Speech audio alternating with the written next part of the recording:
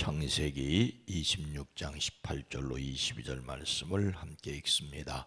그 아버지 아브라함 때에 팠던 우물들을 다시 팠으니 이는 아브라함이 죽은 후에 블레셋 사람이 그 우물들을 메웠음이라. 이삭이 그 우물들의 이름을 그의 아버지가 부르던 이름으로 불렀더라. 이삭의 종들이 골짜기를 파서 샘 근원을 얻었더니 그랄 목자들이 이삭의 목자와 다투어 이르되 이 물은 우리의 것이라 하매 이삭이 그 다툼으로 말미암아 그 우물 이름을 에색이라 하였으며 또 다른 우물을 팠더니 그들이 또 다툼으로 그 이름을 신나라 하였으며 이삭이 거기서 옮겨 다른 우물을 팠더니 그들이 다투지 아니하였으므로 그 이름을 르호봇이라 하여 이르되 이제는 여호와께서 우리를 위하여 넓게 하셨으니 이 땅에서 우리가 번성하리로다 하였더라. 아멘. 오늘도 그리스도 예수 안에서 승리하시기를 주의 이름으로 축복합니다. 우리말에 판박이라는 말이 있습니다. 판으로 박는 일 또는 판으로 박아낸 책을 일컫습니다. 그런가 하면 판에 박은 듯이 똑같아 변화가 없는 것, 판에 박은 듯이 매우 비슷하게 닮은 사람을 가리킵니다. 자식이 부모를 닮는 것은 그야말로 판박입니다. 어쩌면 그렇게 닮는지요. 그런데 판박이 경험도 있습니다. 일찍이 아브라함 때에 그 땅에 흉년이 든 적이 있었는데 이삭 때에도 그 땅에 흉년이 들었습니다. 이삭이 그랄의 블레셋 왕 아비멜렉에게로 갔습니다. 하나님께서 이삭에게 나타나셔서 애굽으로 내려가지 말라고 하셨기 때문이었죠. 그래서 이삭은 그랄에 그대로 머물러 있었습니다. 그런데 그곳 사람들이 이삭의 아내를 보고 그에게 묻지요. 그러자 이삭은 아내 리브가를 누이라고 하였습니다. 이삭은 리브가가 예쁜 여자이므로 그 사람들이 리브가를 빼앗아 가려고 자기를 죽일지도 모른다고 생각했기 때문이죠. 참 부전자전입니다. 어떻게 또 그렇게 아버지를 닮는지요. 근데 우연히 아비멜렉이 리브가가 이삭의 아내라는 것을 알아버렸고 이삭을 불러들여 나무랍니다. 어쩌려고 당신이 우리에게 이렇게 하였소? 하마터면 내 백성 가운데 누군가가 당신의 아내를 건드릴 뻔하지 않았소? 괜히 당신 때문에 우리가 죄인이 될 뻔하였소. 그리고는 자기 백성들에게 경고를 내리지요. 이 남자와 그 아내를 건드린 자는 사형을 받을 것이다. 걱정하지 않아도 될 일을 걱정해서 판박이가 되었습니다. 그렇게 평화롭게 지나게 되지만 그랄에서 이삭의 평화는 오래가지 않았습니다. 이삭이 그 땅에서 농사를 지어 100배의 수확을 거둬들이고 재산이 점점 늘어서 아주 부유하게 되어 양떼와 소떼와 남종과 여종이 만일 거느리게 되자 블레셋 사람이 그에게 시기하기 시작했습니다. 이삭의 아버지 아브라함이 팠던 그 우물들을 막아버리고 흙으로 메워버렸습니다. 더욱이 아비멜렉이 이삭에게 우리를 떠나시오. 이제 당신은 우리보다 훨씬 강하다고 하면서 떠나기를 강력히 요청했습니다. 이삭은 그랄 사람들이 사는 곳을 떠나 그랄 평원에다 장막을 치고서 거기에 자리를 잡았습니다. 오늘 말씀에서 아브라함의 아들 이삭이 그랄에 머물 때 우물을 얻었으나 그곳 사람들이 그에게 어떻게 했습니까? 먼저 20절 말씀입니다.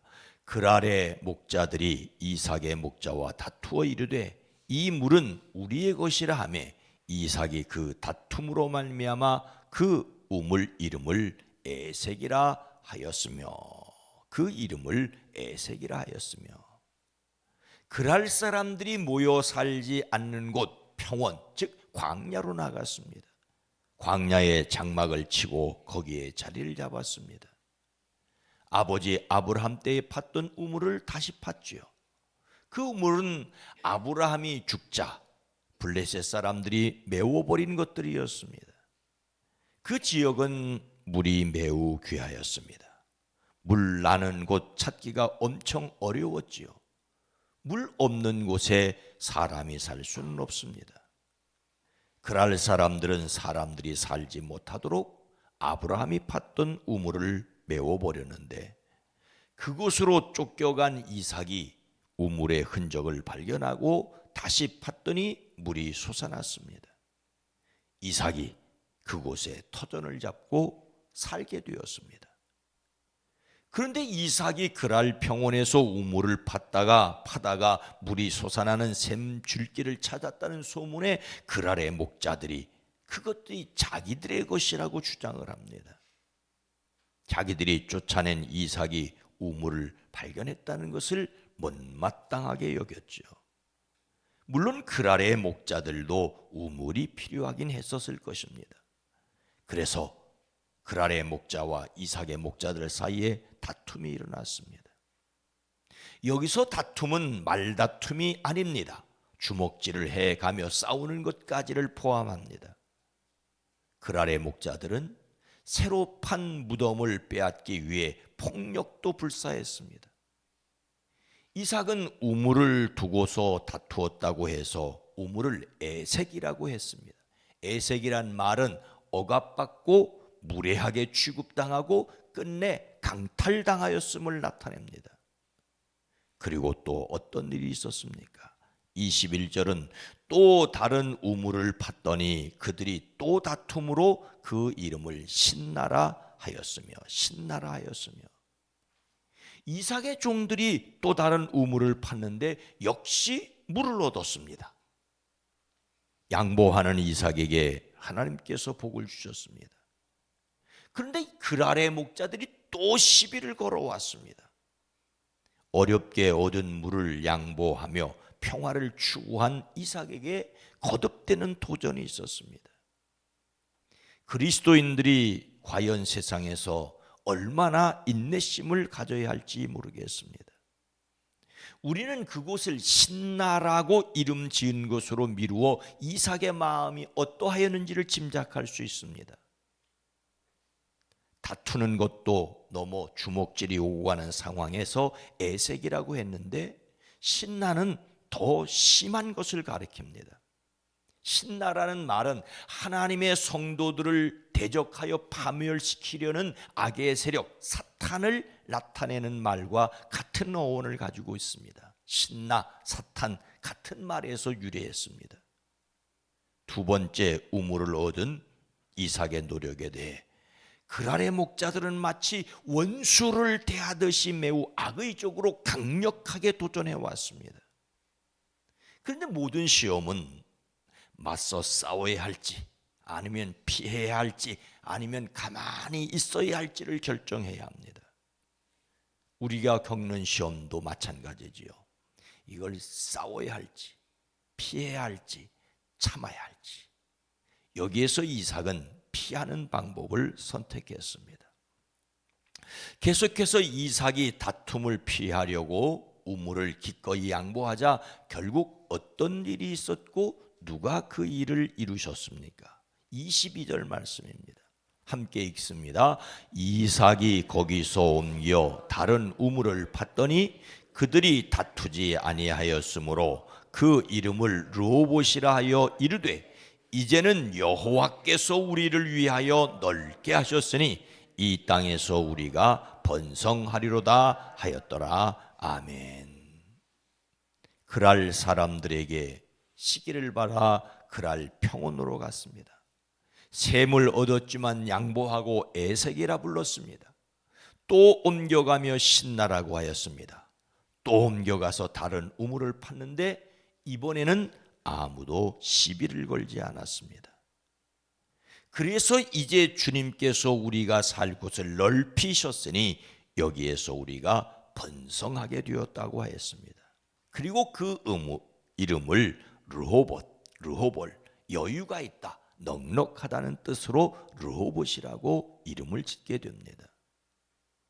르호봇은 물질적 세상적 이익을 위하여 다투지 않고 끝까지 화평을 위하여 양보하고 온유한 심령을 지닌 자가 감히 고백할 수 있는 일종의 신앙 고백적 이름이라고 할 수가 있습니다. 하나님을 의지하는 자에게 하나님이 주시는 복입니다. 예수님께서는 온유한 자가 복이 있나니 저희가 땅을 기업으로 받을 것이라고 하십니다. 르호봇은 환난이 오고 고통이 와도 인간적인 방법을 택하지 않고 오직 위에 계신 하나님을 의지하고 하나님의 도움을 얻은 사람들이 감히 하나님을 찬미하는 아름다운 신앙의 감탄사라고 할 수가 있습니다. 우리가 오늘 말씀을 마음에 새기고 자신이 다른 사람들과 다툼을 피하기 위해 실천할 것이 무엇이겠습니까? 이삭은 르호봇이라고 부르는 그곳에서 우리가 이 땅에서 번성하리라고 했습니다. 그런데 바로 이어서 나오는 이야기는 그곳을 떠나 브엘세바로 올라가야 했습니다.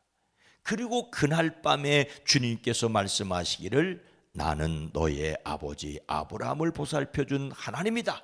내가 너와 함께 있으니 두려워하지 말라. 내가 나의 종 아브라함을 보아서 너에게 복을 주고 너의 자손의 수를 불어나게 하겠다. 그랄이 아무리 좋은 땅이라도, 그곳이 아무리 넓은 땅이라도 그곳에 그가 머물러 살 곳이 아니었다는 것이죠. 이삭은 아버지 아브라함의 믿음을 따라 약속의 땅 브엘세바로 돌아왔습니다. 당시로서는 아브라함과 이삭과 야곱의 시대에는 예루살렘이 아니라 브엘세바가 언약의 장소였습니다. 이삭은 그곳에 제단을 쌓고 주님의 이름을 부르며 예배했습니다. 그곳에 장막을 치고 그의 종들이 거기서도 우물을 팠습니다.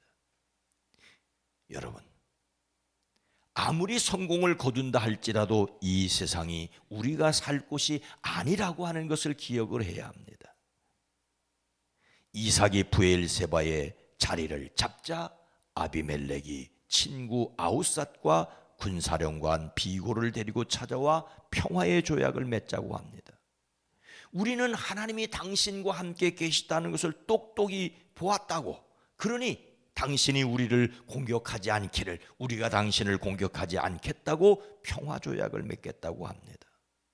이삭은 양보를 통해 하나님께서 그와 함께 계시다는 것을, 하나님이 지켜주신다는 것을 드러내 보인 것을 볼 수가 있습니다.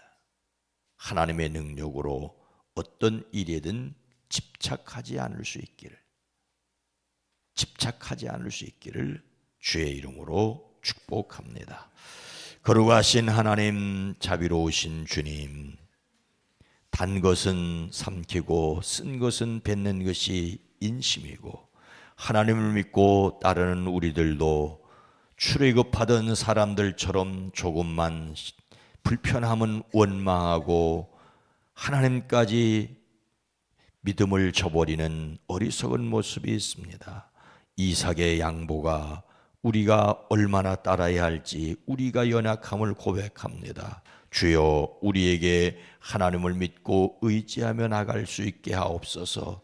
르호봇이라고 부른 그곳도 이삭이 머물 것이 아니고 브엘세바 약속의 땅으로 나아갔습니다. 우리로 저 천국을 바라보며 이 땅에서 나그네로, 아니 순례자로 살아갈 수 있게 하옵소서. 때마다 일마다 지혜를 주시옵소서. 싸워야 할 시험인지 피해야 할 시험인지 참아야 할 시험인지를 헤아려 하나님의 우리와 함께 계심을 드러내는 삶이 되어지게 하옵소서. 이제 2월의 끝자락에 섰습니다. 사랑하는 성도들의 가정 일터 사업장 잘 마무리하고 3월을 맞을 수 있게 하옵소서. 주여, 사랑하는 성도들의 가정 일터 사업장 하나님이 보호하셔서 하나님이 보호하심이 하나님이 도와주심이 드러나게 하옵소서. 예수님의 이름으로 간절히 기도드리옵나이다. 아멘. 오늘 말씀을 생각하며 양보할 수 있는 마음을 갖게 하옵소서. 우리 교회가 지역에 하나님의 온유함을 드러내게 하옵소서. 이 세계가 참으로 그들의 뜻대로 되지 않는데 양보함으로 평화를 이루게 하옵소서. 주여 도와주시옵소서. 기도합니다.